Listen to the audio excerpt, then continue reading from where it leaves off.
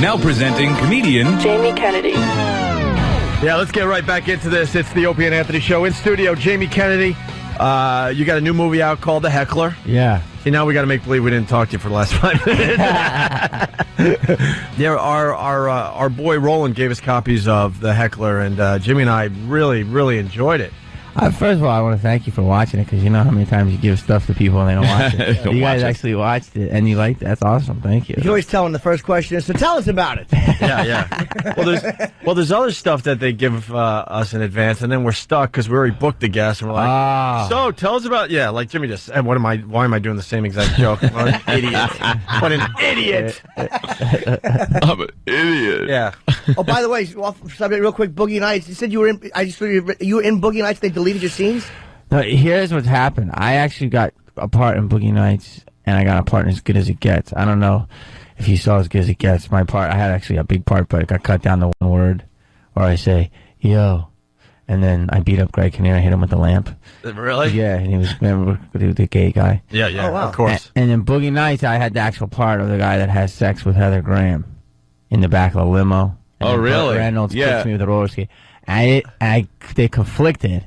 So I had to pick a choice. It was like 2 months of a movie in New York or 2 days on Boogie Nights, and I had to. So I chose As Good As It Gets. I ended up saying yo, but in the other one, it would have been cool to get kicked with a roller skate by Burt Reynolds. That was the douchey guy that she went to school with or something, and he That would have kept been you. saying, like, That would've been- you know what's weird? Okay, so check it out. So I get the part. I couldn't do it. My roommate at the time I'm living with, I say, you should go in. He goes in. He gets it.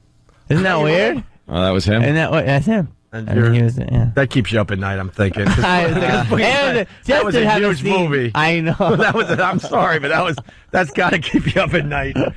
A Nicholson scene, Nicholson movie. A Nicholson scene was good too. But you know what? Good choice by you, of course, going with the As Good As It Gets. Yeah, because Burt Reynolds hated that movie. He didn't know how great Boogie Nights was, I think, until it was finished and actually Fired his agent. Did he really? Yeah, I was with his agent too, and he fired him, and he said, you put me in porn. And then he got nominated. Yeah. And Did he then bring his agent back? You put me in porn. No, I think he went back and did an Evening Shade best of. So, you want to describe The Heckler before we get into this? Sure, yeah. Just to give the overview. Heckler, the movie's all about, basically it deals with the world of heckling. And it starts with stand-up, and then it goes into sports, touches on politics, and then it kind of goes into the world of criticism. Then it kind of goes into the world of blogging, and then the internet, and then just kind of how the world is. We live in such a critical place now. Everyone has an opinion, and it's kind of like boom. And that's now you have to see him. Yeah, and you have to be exposed to the criticism of people that really shouldn't be critics. You shouldn't mind. Yeah, it's just someone's opinion, but now it becomes this thing that's out there. It's a documentary, but really it's a comedy. But it's all about, anybody has the power to say stuff now from anywhere, and it's just like heckling in the comedy club used to be considered the worst, but it's not. It's the best of it now. It's the worst. It's the anonymous blogger sitting in his basement in Dubuque and saying the worst stuff. So that's kind of what it is, and it's about me interviewing these people, seeing what makes them tick, talking to other comedians, performers, actors. Yeah, you confront some of your hecklers, and I think going into it, you're thinking, I can handle this. I'm going to sit these guys down and then see what they're all about. And then by the end of it, you're wishing stomach cancer on them and stuff. And there was one scene too where he's with a heckler, and I wanted to wring this guy's neck. Yeah. Because you're talking to him about a joke about Christ or whatever, and he's like, well, "You want to get into it or something like that guy?" You almost had a physical confrontation with it. Yes. Did you? What happened? He just. I was doing a show in West Virginia at a college.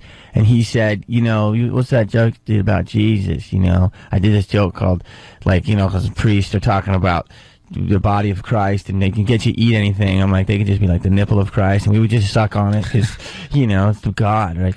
And he's like, you can't say that. That's against religion. And I go, it's called the nipple of Christ, bro. It's a joke. He goes, you want to do something about this? Yeah. And then we ended up ending a little tiff, and my assistant was there. Amazing. It was really good, man, because it covers the anger performers have at hecklers, because it's almost like it's weird. Like when you're on stage, you kind of have to make a quick judgment as to what the guy's intent is, because most of them are douches. But there are people that have just had too much to drink and are really just trying to be fun with you. But you know it's in the eyes when somebody heckles you, and you know that they're jealous and they're going to rip you, and they're being, you know what they're doing. And sometimes you attack them too harshly. Yes. The whole crowd who doesn't do this every night, doesn't see their face, doesn't understand that I had to crucify that guy. Yes. He's garbage. You don't get it. And they turn on you. And there's so many weird things with hecklers. Yeah. It's a fascinating thing because it's like most of them want to help.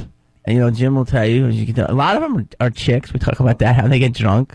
And they want to help, and it's just like if you're saying, like, you ever get belly button lint? And someone's like, yeah, belly button lint! And you're like, can I finish my thing? Yeah, finish it, dude! And they just want to help, so you don't really want to go after them. But there was one, and I didn't get on camera. It was in Canada, and I really can't talk about it because, you know, it's a lot of graphic. But it was a big Jamaican dude, and he had this white girlfriend, and I was talking crap about Canada, and I like to just give him a little stick and a puck, and they're happy for the rest of their lives. And he's like, "Screw you, man! You don't know about Canada." And I'm like, "Dude, you're from Jamaica. Shut up!" And like, he came after me physically, and then they had to stop him, and it was amazing. Like, this is the only time that guy actually physically wanted to get me. But really, to talk about in the movie about how heckling is not as bad as like blogging and criticism, and how it's really about criticize the piece, not the person. Mm-hmm. Yeah, I like how you have a lot of examples of comedians getting heckled, and some guys can handle it because they got some stuff they got in their head and they're well prepared for the heckler, and then other guys just lose their mind, like Guitar Dude. Guitar Dude takes his guitar. He's a legend, that guy. And unfortunately, it's not on camera because it was just like it was a still shot of the stage. But he walked off camera to take his guitar and smash it over a heckler's head. And then he puts the pick back in the thing. Yeah, he puts the pick back in the. And then he thought the whole crowd was going to appreciate what he just did, and they're like, "Whoa, dude, what's up?" Because everyone was hating this heckler, but his reaction was such that the whole crowd, like Jimmy was kind of saying, turned on the dude, and he's like, "What? Too much?" And they're like, "Yeah, kinda." And then all of a sudden, the guy said something like, "All right, show over," and just walked off stage. Yeah. That guy struck a blow for all. There's not a comedian alive that wouldn't pay that guy's rent for him. Yeah. He struck a blow for all of us, because you really learn. It's like sometimes they heckle you because like there was a woman in the documentary who was just. It's like the literal heckler, where you say something and they feel the need to correct you because these dummies understand that humor is an exaggeration unless it's relating to them. So the really funny one with this British woman, he's talking about British woman, and she's like, "We don't all talk like that in England. Only the Queen does." And he's like, "Well, did you bang everybody in England?" He really smashed her. Yeah. And she had to laugh because she knew she had like, got, as they say. But sometimes they just try to correct you on the facts. You just want to shut your mouth. I thought what was brilliant, and we're going to try not to do the whole movie for you here, Jamie, but there was a heckler in the front row in one of your shows. Obviously you thought about this heckle thing for a while because you have a lot of footage of hecklers going after you. One guy in the front row is heckling you, and you're like, "All right, hey, let's see what you can do." And you force the guy to go on stage, and then Jamie is now in the front row with his legs up on the table. Going boo and just like heckling the crap out of the guy, and the guy literally wants to crap his pants. He's like freaking out up there because he really thought he could go up there and maybe get a reaction from the crowd. Yeah. I thought that was brilliant too. And even the critics that defended themselves and stuck by it and go, "Yeah, your movie was terrible." If a critic doesn't like a film, that's fine. But just being face to face with these guys, they're all nerds. All of them are nerds. The one guy with that little bump on the side of his stupid nose, where you just, let's just say, talk about the sloppy, oral treats. He was so uncomfortable with you talking about sex like that. Oh yeah, that guy from the Tribune or wherever. Oh yeah. Real tool. It's funny, you know. It's true. It's like I hate to categorize people, but he's right. It's like they are all nerds. I needed to do this movie for my soul. Like, I started doing my stand-up right, and I was going to do a little special for Comedy Central, and they're like, go out on the road for 6 months and get your tight 45 or whatever you can do, right? So I started doing it. I started filming this stuff, and the heckling became the most coolest part of the show. So that's how the movie just started, and I started collecting, and I started talking to guys like Joe and different people and getting their heckles. And then it moved into this blogging because I started reading about my stuff. I had a movie come out, and I just got destroyed. And that's how the movie kind of made itself. Right. And I now feel so good, but what Jim says is true. It's like you have to learn who's saying this stuff, because you're reading about yourself, and it's like, Jaime Kennedy not only sucks, he shouldn't have a career, his mother's uterus should be shut down for giving birth to him. You're like, whoa, what the hell? What? You know, it's like... Bastards, then yeah. you find out who's writing it, and then you feel better, but you have to go through the process. But there are some people that are haters, like that one guy at the end is a hater to the end. The guy with the beard? Yes. The beard, who was the guy who was like... And he says he's a comedian too, which is weirder because it's like the guy who was kind of smiling at you. Yeah, very snarky. But he looked like a Nazi. I'm sure he wasn't, but you know what I mean, Ope? The guy. Yeah. You wanted to bite his absolutely. face. Because absolutely. It was this defiance that was this phony. It was an over-the-top defiance, like, "Oh, you're gonna call me out? Well, I'll show you." Yes. And you know that the guy isn't a funny guy. He looks greasy. Yes. You just know he's like a lonely nothing, and he's probably not even that funny of a writer, which to me most of them are not good writers, which is the greatest crime they commit, is not being good writers. Yes. You know, you can criticize what you want, but be funny with it, and they're not. Yeah. And I just really wanted to knock his teeth out, because it wasn't I don't mind a guy standing his ground and going, you know what, I didn't like your movie, because you are calling them out, and some of them are going, look, there was one guy who you call out, and you're like, why didn't you like it? And he goes, it wasn't a good movie. That was Richard like, Roper. But you were very funny, because you're like, all right. Yeah. You're like, all right. Because they have points. There's truth to it. It's just that sometimes they rip you personally to the point. Yeah, like, but what did I... And what do you think that's about? Because it's one thing for a critic to say, yeah, you know, I didn't like your performance in this movie, and they keep it professional. But why do some of these people, like you said a little while ago, have to get so personal where they wish cancer on you and death to your family?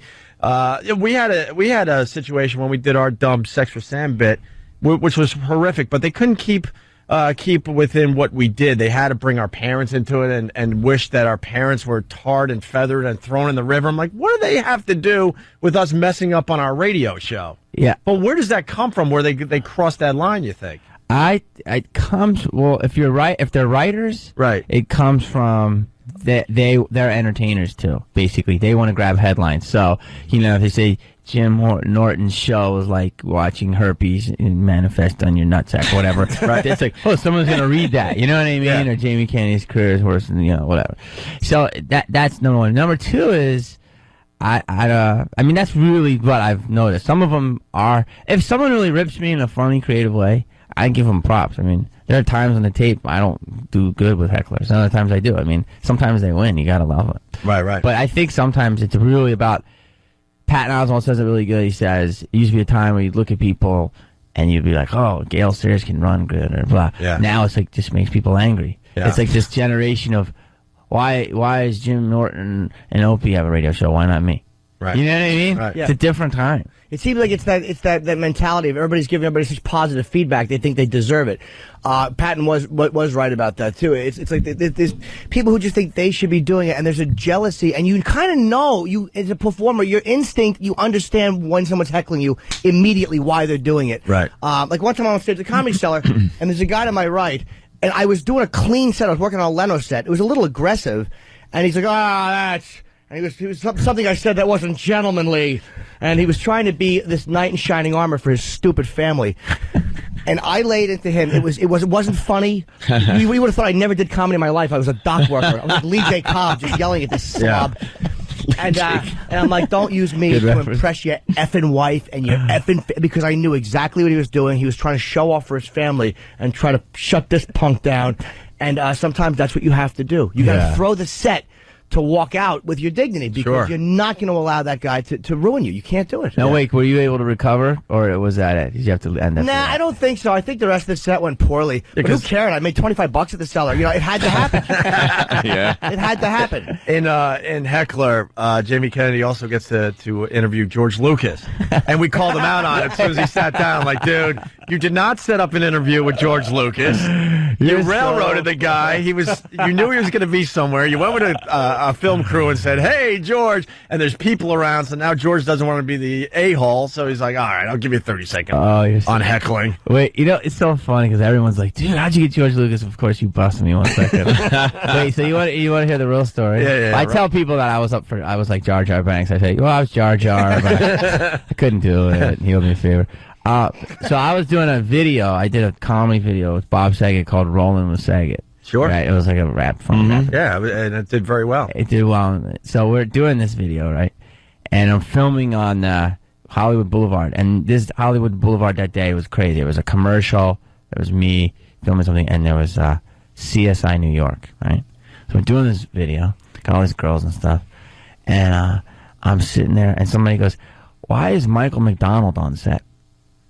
And I'm like, "Michael McDonald, what?" And I look over, and I go, "That's not Michael McDonald. That's George Lucas." Oh, Michael McDonald. He looks like Michael McDonald, right? So I go over, and I go, "George?" He goes, "Hey, how are you doing?"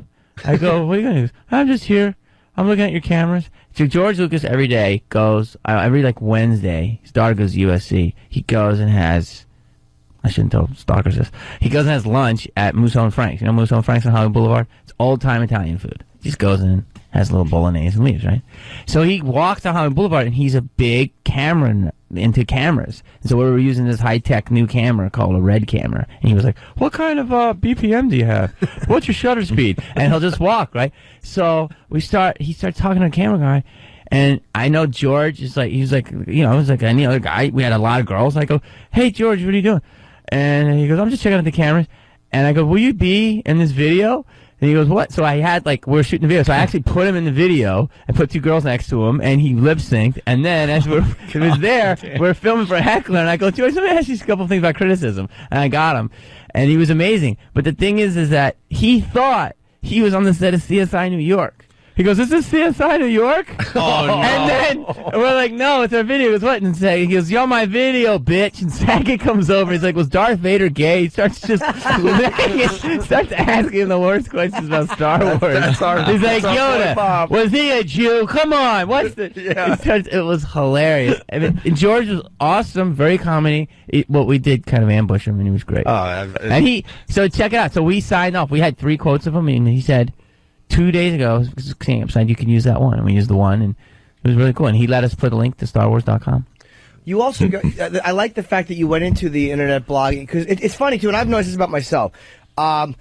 We as performers are also, we are one-sided, and all of us are guilty of this. I've never heard a performer who got a good review go, "What the hell does that guy know? Why is he a critic?" Right. Like, it's only when we get trashed. Sure. And, you know, I've been trashed. I've never once, like, when somebody writes good things about me on a message board, I'm like, "Oh, that's nice."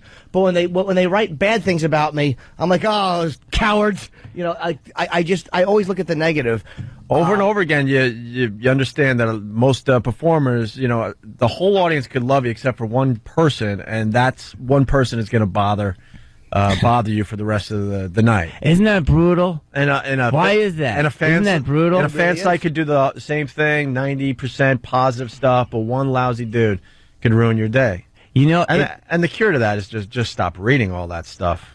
Yeah, I mean, you look at it and you're like, you have to learn. I think this was a real cathartic process for me. And you have to learn about who's writing it and why. But when you're reading it and they're writing, like, you know, not only do you suck, but it's like you shouldn't have a career. You're ugly. You're this. You're like, whoa. And if you do read it and you start going, "Oh my God!" Like people don't think it affects them, but Robert De Niro. There's a lot of cool people that weren't in this movie that I tried to get, and Phil Jackson told me an amazing story, and he's like, "I'll never be in your movie, but I love that you're doing it." I go, "Why?" He goes, "Because you're giving them power." And he's like, and he told me an amazing story of how this one guy would bring the hottest girls. He's a famous basketball heckler to the opposing bench. And the girls would say real personal stuff about the guy because they would know stuff and they would freak the guy out. And so, like, there's that, and there's like Robert De Niro. I know I've seen an interview says, "I don't read my reviews. I can't." He doesn't want to know what people are saying, and that's Robert De Niro. You know what I mean? So it's a fascinating world. Oh, absolutely. With the Phil Jackson, I don't think you are empowering them, though. I really don't, because everyone knows they exist. Yeah. I mean, they're in the USA Today. They're in every major newspaper. So I don't think all of a sudden you're taking these obscure figures. They are empowered to a certain degree, and I like the fact that it's like cockroaches. You're shining the light on them. Yeah. I like. And look, what's his name? How do you say, Uwe or UV? Uwe Boll. He's coming on. We can't wait to talk to this guy. He's the man. He's a German director. Have you ever had him before? No. Uwe. He seems like he's nuts. No, Uwe is an intense dude. He's German. We can't wait to works out, and he fights people all the time. He has a petition right now. He says, "If you want me to direct anymore, I'd sign 1,000 signatures." Well, so for your movie, he fights critics. Yeah, he has. That was like the most amazing part of the movie, by the way. That these critics would actually, because they all want their attention, so of course they're going to agree to it. Well, that's I could be in a movie about hecklers. Did they and know they were critics. going to be in the movie or no? Well, it's a couple of things. It's like number one is to your point is that now how everyone like what you're saying is. My whole thing is if someone has a paper and it's the East Texas Christian Daily and it's 70,000 circulation and he writes Jaime Kennedy's movie sucks or whatever. My whole thing is if you know something about my movie before you trash it, know what you're talking about, because if not, there's 70,000 people just I lost number one on the business. Mm-hmm. Number two is all those guys, they agreed to fight him, and I mean he's a tough dude. They definitely, it's like a reality show contestant. Like when I did my old show, Jaime Kennedy Experiment. We put people through crazy stuff, and they'd still sign because they want to be on TV. We all want to be famous. Yeah. So they did sign, and he ended up fighting 5 guys and beating them all. It's in a row, right? Yeah, 5 in a row. It's an amazing scene because you see the critic and what he said about this guy's film or his work, whatever, and then the next scene is this guy in the ring getting his ass handed to him. And it was so well one after another. That was an amazing part of the movie. They would show the guy talk. The guy would say, like they showed them all tough too, like the nerd behind his keyboard, like whatever it would be. That one goth guy, right? And then they show the guy, he got beat up so bad he's on all fours puking. That was the great. Oh my god! That's how Zapruder must have felt when he shot the assassin. To see that guy vomiting, that critic who was punched in the stomach vomiting. Yeah, all cocky behind his keyboard, and next scene he's in the ring with this animal, just getting his ass handed to him. Yeah, they had no idea. I mean, it was cool that they showed up, but they got beat. And as a side note, I met Billy Burr, and I tried to use that footage. All right, because that's coming in like crazy. You know about that, I'm sure. But the footage doesn't. It doesn't. It's so hard to. It doesn't look. His puddle of AIDS and it's real. Well, his arrest. Of course, Bill Burr taking on 10,000. I saw hecklers. Bill at the Comedy Store, and he's like, "You should use it." And I'm like, "Okay." And I tried to use this footage, and it doesn't look. It's very hard to see. It's barely usable. Yeah, it's too bad. But it's an amazing story. Too bad you couldn't have a copy from someone that actually shot it. Yeah, it was like shot on a cell phone. Yeah, that thing. But being from Philly, everything he said is true. And it was brilliant, and it's true. It's like the more you crap on them, the more they respect. That thing is getting more and more popular as the that was amazing. As the months go on. Yeah, it was amazing. Him just he got heckled by a couple guys. He said that's it, and he just took on the entire crowd. They are trading that video all over the place. I think every comedian in the world has seen that now. Yeah, he just said, "Screw it. Yeah, I'm going after these animals," and he ripped them apart, and they loved him for it. Yeah, not even a real person. Yeah, he got a statue of Rocky. And then he mentioned all the black people that don't have statues of that were legitimate boxers. Yeah. It was great. Amazing. Oh, he ran through everything. I was amazed he knew so much about Philly. I know. He pounded him. And he counted down the same time, like 11 times. 2 minutes. Yeah. 8 minutes left. Billy, he was just great. It was great to see a comedian do that. Well, I hope we did your movie justice because you guys are amazing. Jimmy and I really, really liked it. It was very, very interesting, extremely interesting. Thank you, Jamie. Good luck. Hey, thanks, you guys. Thank you so much. All right, we got to take a break. It's Opie and Anthony. Hey, this is Jaime Kennedy, and you're listening to the worst of Opie and Anthony. Opie and Anthony.